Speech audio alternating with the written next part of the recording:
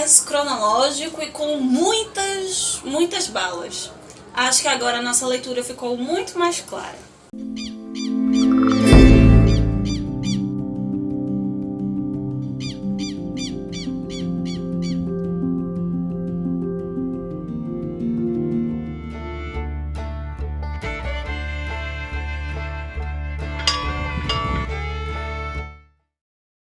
O que temos para hoje, Sanchas e Dulcineias? Eu sou a Larissa Bertolino, você está no canal Uma Garota Quixotesca, canal que se propõe a falar de literatura, especialmente as temáticas teóricas e literárias que tangem o Dom Quixote. Uma delas é a modernidade, o individualismo exacerbado, e tudo isso a gente encontra aqui em Guimarães Rosa, no seu Grande Sertão Veredas. Nós podemos estabelecer vários paralelos com o Dom Quixote, mas eu posso deixar isso para quadros específicos, pra gente não ficar só comparando, mas pra gente poder mergulhar na leitura desse que pode ser considerado o livro mais importante do Brasil. Nesta semana nós estivemos lendo das páginas 145 a 184, o que nos faz chegar a uma margem de 40% do livro lido. Recordando que Grande Sertão Veredas não é dividido em capítulos, é um texto corrido do início ao fim, então nós dividimos em cerca de 40 páginas por semana para poder acompanhar a leitura em ritmo próximo. Pessoalmente, até então, o Grande Sertão Veredas, para mim, estava um pouco confuso devido à falta de linearidade. Ele estava parecendo um pouco com o início do Ulisses, do Joyce, tem esse processo também.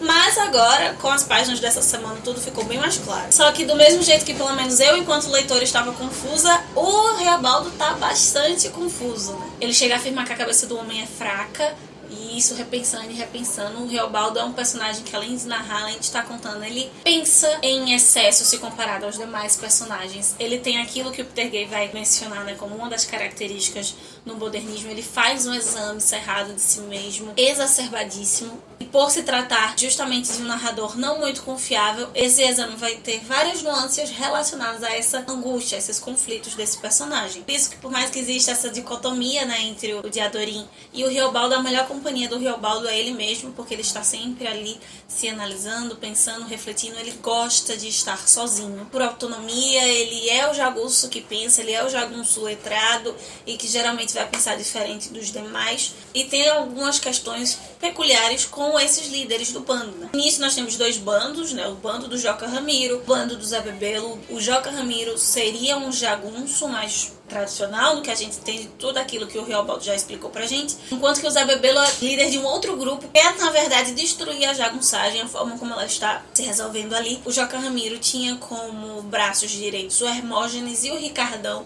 que a gente vai entender, né? O Judas, que acabam traindo ele, a gente não sabe muito. Acredito que o Guimarães Rosa vá explicar isso melhor lá na frente, porque começou-se uma ideia de flashbacks. Essa narrativa fica confusa também um pouco no início por causa disso, ele vai indo e voltando na história. Com algumas revelações que nós tivemos essa semana, fica muito mais claro isso, né? Porque essa dualidade dos bandos, porque o Reobaldo vai para os dois.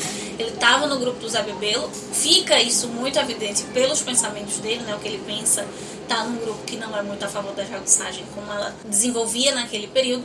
Ele vai para o grupo do Joca Ramiro, só que nós entendemos que ele tem extremos desafetos com o Hermógenes especialmente, então ele não está muito a favor ali daquele grupo, que vão ser os dois Judas, os dois traidores. O Joca Ramiro por isso acaba morrendo. Quem assume é o Medeiro Vaz, bem mais sério, tem uma personalidade mais diferente de todos esses líderes até então, e no final das contas o Zé Bebelo acaba sendo o líder desse grupo. Essas páginas dessa semana ficaram um pouco confusas, talvez por isso, porque nós temos descrições de encontros, de embates em que é o grupo do Joca Ramiro contra o grupo do Zé Bebelo, depois quando tá sobre a liderança do Hermógenes, depois quando tá na liderança do Medeiro Vaz contra o Zé Bebelo, então fica um pouco confuso, mas a ideia é essa, né? Joca Ramiro, os dois Judas, depois o Medeiro Vaz, por fim o Zé Bebelo vai tomar conta. Apesar que nós estamos num momento onde isso ainda não aconteceu. A leitura dessa semana acabou no meio do conflito. Nem que eu tivesse planejado, foi só a divisão por porcentagem mesmo. Página justamente terminando com o conflito, a solução não foi dada.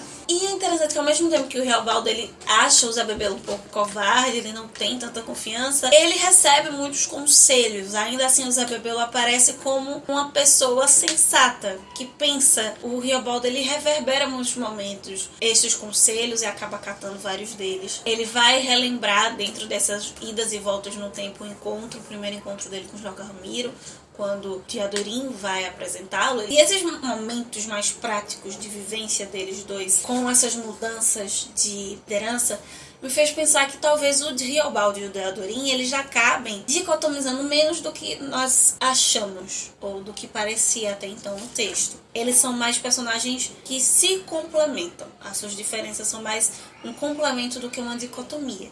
Eles vão ter, assim, alguns embates com ciúme, né? O Riobaldo vai achar que o Diadorim tem mais fidelidade, às vezes, ao Joca Ramiro do que a ele mesmo, enquanto seu amigo, e, de certa forma, ali, um ciúme mais relacionado a um afeto diferente. E essa forma que trata a dicotomia, mas sem ver o mundo de modo tão separado, né, tão dicotômico, vai se encaixar perfeitamente com uma das frases mais interessantes dessa semana. O mundo é muito misturado. Uma ideia inicial, talvez, com essas idas e voltas, né, de encontros e reencontros, desde o início do livro, ele falando do primeiro encontro com Hermógenes e agora, o encontro com o menino do Rio, descobrir que ele é o Diadorim agora, e todos esses outros momentos. Essa mistura de sentimentos, essa mistura de percepções do mundo, sertão, que estão borbulhando ali o tempo todo durante a leitura. O que me faz pensar que talvez seja mais interessante ler um pouquinho por dia. Teve 2 semanas, acho que foi a segunda e a terceira, que eu não consegui fazer essa leitura partida. Eu fiz tudo de uma vez só por causa de falta de tempo.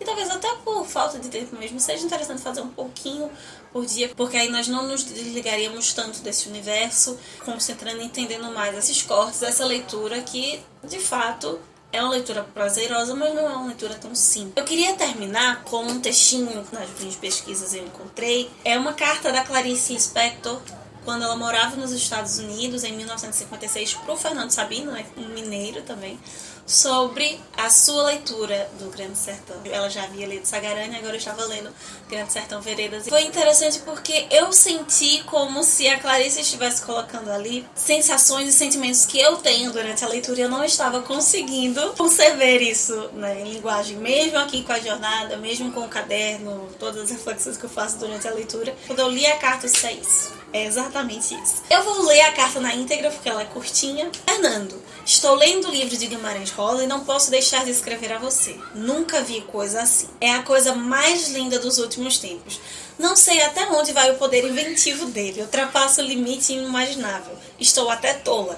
A linguagem dele, tão perfeita também de entonação, é diretamente entendida pela linguagem íntima da gente. E nesse sentido, ele mais que inventou. Ele descobriu, ou melhor, inventou a verdade. Que mais se pode querer? Fico até aflita de tanto gostar. Agora entendo o seu entusiasmo, Fernando. Já entendia por causa de Sagarana, mas este agora vai tão além que explica ainda mais o que ele queria com Sagarana. O livro está me dando a reconciliação com tudo, me explicando coisas adivinhadas, enriquecendo tudo. Como tudo vale a pena. A menor tentativa vale a pena. Sei que estou meio confusa, mas vai assim mesmo, misturado. Acho a mesma coisa que você. Genial. Que outro nome dar? É esse mesmo. Me escreva. Diga coisas que você acha dele. Assim eu ainda leio melhor. Um abraço, amiga Clarice. Dentro dessa carta, 3 coisas pontuais que acho que descrevem o meu sentimento sobre a leitura de Grande Sertão. Uma das coisas que eu pensei se eu falaria isso novamente, porque eu já falei isso nos outros episódios e acredito que vou ser muito repetitiva se eu continuar falando isso todas as vezes. É uma linguagem surreal, um estilo, uma nova forma de conceber a língua, se escrever, que é avassaladora. Realmente nos traga durante a leitura e chega a ser sufocante pelo suspirar pela língua, não pela angústia em si do Riobaldo, que por muitas vezes acaba trazendo isso também, mas de suspirar por essa beleza poética. Isso que é tão próprio da arte, tão próprio da literatura, mas que nem todas as obras têm essa potência, como ela coloca, né? Reconciliar com o que eu nem sei. Trazer esse sentimento, essa nostalgia de algo não vivido, de algo não experimentado. Eu falei aqui que eu tenho identificação com o sertão por causa da minha região, da minha família, ainda que não seja o sertão mineiro. E ainda assim, eu acredito que mesmo que Grande Sertão Veredas não falasse de sertão, não falasse dessas temáticas que são íntimas pra mim. Ainda assim, ele traria essa reconciliação, essa nostalgia com algo não vivenciado por essa linguagem. Apesar que, de acordo com tudo que o Guimarães apresenta, não teria como ser essa linguagem se não fosse um modernista falando especialmente do sertão brasileiro. Tudo o que eu li de teórico, de comentários sobre Grande Sertão Veredas, essa carta da Clarice Lispector, consegue descrever exatamente o meu sentimento enquanto leitora dessa obra. E eu queria que você me contasse o que é que você está sentindo, se você conseguiu já colocar isso em palavras ou se tem algo dentro, inclusive, da própria obra que acaba expressando o que você sente durante a leitura de Grande Sertão Veredas. Me conta aqui nos comentários ou você pode compartilhar comigo lá no Instagram, @umagarota_quixotesca, que eu estou sempre também comentando o que eu vou lendo durante a semana e compartilhando com você lá. E é isto. Semana que vem, nós nos encontramos aqui na segunda-feira mais uma vez. Vou estar apresentando para vocês lá essa semana que nós estaremos lendo das páginas 185 até a 228. Quarta, a gente vem conversar sobre um livro que para mim é super especial. Nós vamos começar uma sequência de vídeos especiais para comemorar, talvez, literariamente a data mais importante do mês de fevereiro. É isso, meus queridos cavaleiros andantes. Um beijão pra você, que possamos continuar saindo da biblioteca e vendo muito além dos manhãs de vento. Valeu!